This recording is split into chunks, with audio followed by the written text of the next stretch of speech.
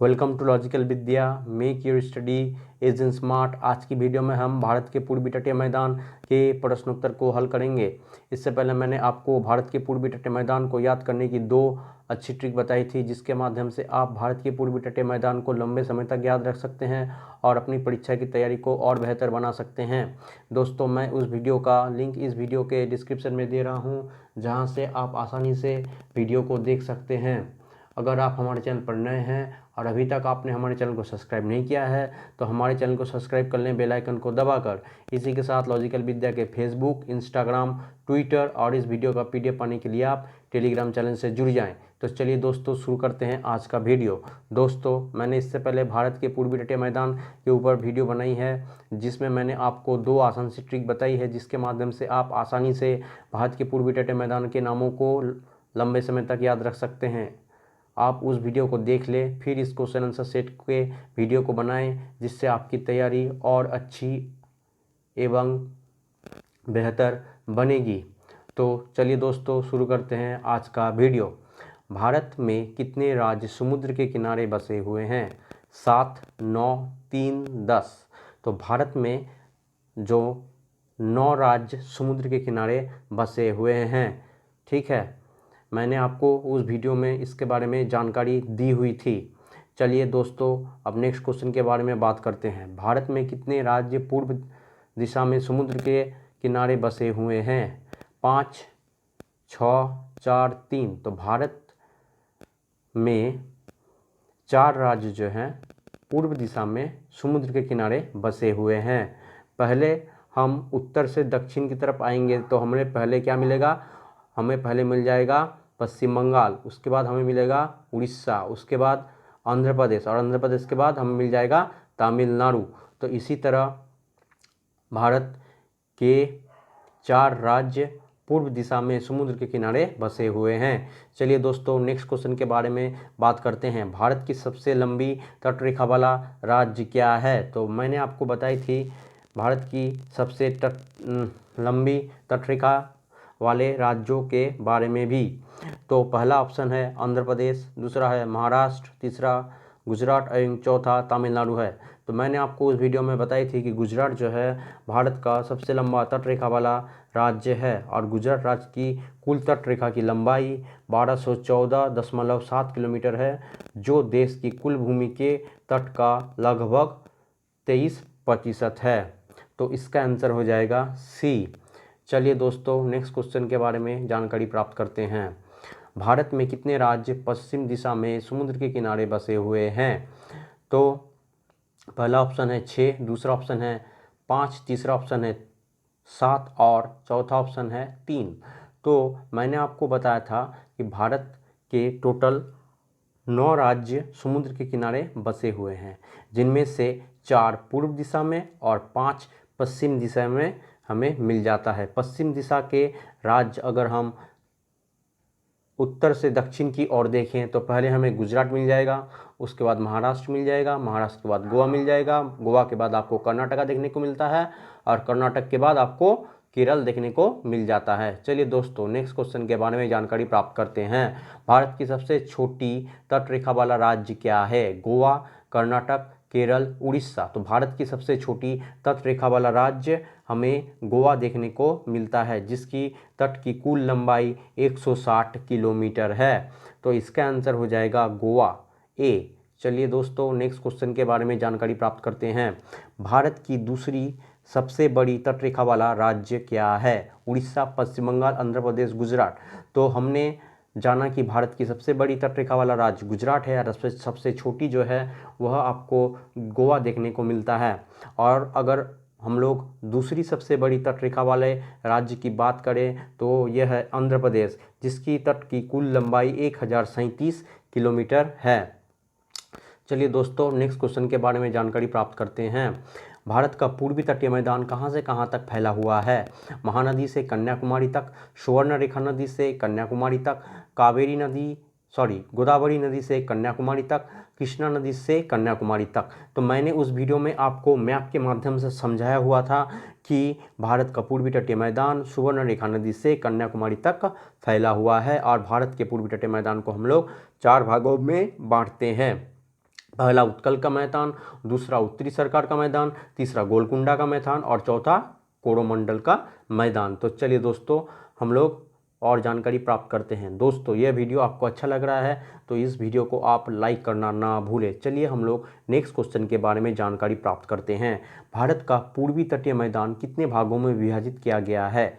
6, 5, 3 और 4। तो भारत का पूर्वी तटीय मैदान हमें 4 भागों में विभाजित देखने को मिलता है। पहला है उत्कल तट, दूसरा उत्तरी सरकार तट, तीसरा गोलकुंडा तट एवं चौथा कोरोमंडल तट। चलिए दोस्तों हम लोग नेक्स्ट क्वेश्चन के बारे में जानकारी प्राप्त करते हैं। उड़ीसा के तटीय मैदान को क्या कहा जाता है? उत्कल मैदान, काठियावाड़ मैदान, मालाबार मैदान, गोलकुंडा मैदान। तो उड़ीसा के तटीय मैदान को हम लोग क्या कहते हैं ना, उत्कल का मैदान कहा जाता है और जो सुवर्णरेखा नदी से महानदी के बीच फैला हुआ है। भारत की सबसे बड़ी झील चिल्का लेक किस तटीय मैदान में स्थित है? उत्कल समतल, उत्तरी सरकार तट, गोलकुंडा तट और कोरोमंडल तट। तो भारत की सबसे बड़ी झील चिल्का लेक जो है यह कहाँ पे आपको मिलेगी ना? उत्कल समतल तट, जिससे हम लोग उड़ीसा के समतलीय मैदान के नाम से भी जानते हैं। चलिए दोस्तों हम लोग अब नेक्स्ट क्वेश्चन के बारे में जानकारी प्राप्त करते हैं। सुवर्णरेखा नदी और महानदी के बीच के तटीय मैदान को क्या कहा जाता है? कोरोमंडल तट, गोलकुंडा तट, उत्तरी सरकार तट, उत्कल तट। तो हम लोगों ने पढ़ा था कि सुवर्णरेखा नदी से महानदी के बीच के तटीय मैदान को मैंने आपको मैप के माध्यम से समझाया था, जिसको हम लोग उत्कल तट के नाम से जानते हैं। चलिए दोस्तों नेक्स्ट क्वेश्चन के बारे में जानकारी प्राप्त करते हैं। गोदावरी और महानदी के बीच के मैदान को क्या कहा जाता है? उत्तरी सरकार तटीय मैदान, उत्कल तटीय मैदान, गोलकुंडा का तटीय मैदान, कोरोमंडल का तटीय मैदान। तो मैंने आपको मैप के माध्यम से समझाया था कि गोदावरी और महानदी के बीच के मैदान को हम लोग उत्तरी सरकार तट के नाम से जानते हैं। मैंने आपको उस वीडियो के उत्तरी सरकार वाले मैप के माध्यम से आपको समझाया हुआ था कि गोदावरी और महानदी के बीच के जो मैदान को हम लोग क्या कहते हैं ना, उत्तरी सरकार तटीय मैदान कहते हैं। चलिए हम लोग नेक्स्ट क्वेश्चन के बारे में जानकारी प्राप्त करते हैं। कृष्णा डेल्टा से गोदावरी तट को क्या कहते हैं? उत्कल तट, उत्तरी सरकार तट, गोलकुंडा तट, कोरोमंडल तट। तो कृष्णा डेल्टा से गोदावरी के तट को कृष्णा डेल्टा से गोदावरी डेल्टा के तट को हम लोग क्या कहते हैं ना, गोलकुंडा का तट कहते हैं। ठीक है, गोलकुंडा का तट हम लोग इसे कहते हैं। चलिए नेक्स्ट क्वेश्चन के बारे में जानकारी प्राप्त करते हैं। अगर दोस्तों यह वीडियो आपको अच्छा लग रहा है तो आप हमारे चैनल से जुड़ जाएं, सब्सक्राइब कर लें उसे बेल आइकन को दबाकर। चलिए दोस्तों नेक्स्ट क्वेश्चन के बारे में जानकारी प्राप्त करते हैं। किस तट में गोदावरी और कृष्णा नदी डेल्टा बनाते हैं? गोलकुंडा तट, कोरोमंडल तट, उत्कल तट और उत्तरी सरकार तट।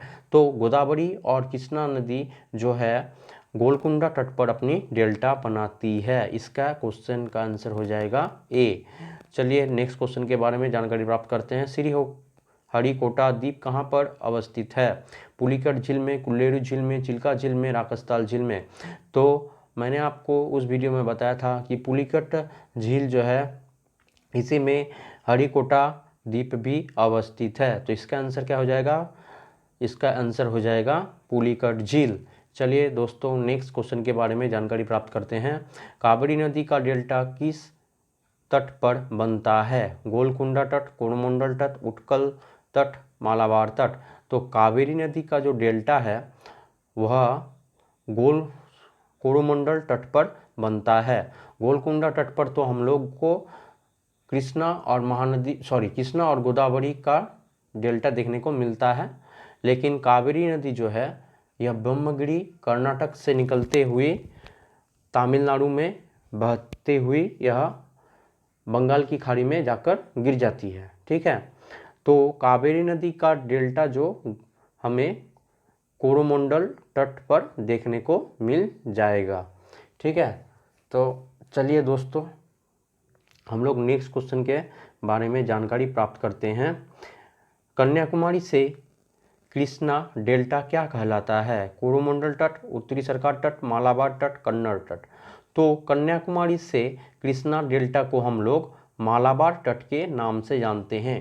कृष्णा नदी जो महाबलेश्वर के महाराष्ट्र से निकलती हुई आंध्र प्रदेश होकर या बंगाल की खाड़ी में गिरती है। तो कन्याकुमारी से कृष्णा के जो डेल्टा है इसे हम लोग मालाबार तट के नाम से जानते हैं। इसका आंसर हो जाएगा सी। चलिए दोस्तों नेक्स्ट क्वेश्चन, पूर्वी तटीय मैदान की सबसे दक्षिण पट्टी क्या कहलाती है? उत्कल तट, कोरोमंडल तट, गोलकुंडा तट, मालाबार तट। तो पूर्वी तटीय की सबसे दक्षिण पट्टी को हम लोग क्या कहते हैं ना, हम लोग इसे कोरोमंडल तट के नाम से जानते हैं। ठीक है, जो दक्षिण भारत के लिए अन्नपूर्णा है। ठीक है, चलिए इसका आंसर हो जाएगा बी। चलिए दोस्तों इसी के साथ यह वीडियो यहीं पे समाप्त हो रहा है। अगर आपको हमारा सहयोग पसंद आ रहा है तो आप फेसबुक, ट्विटर, इंस्टाग्राम और इस वीडियो का PDF पाने के लिए आप टेलीग्राम चैनल से जुड़ जाएं।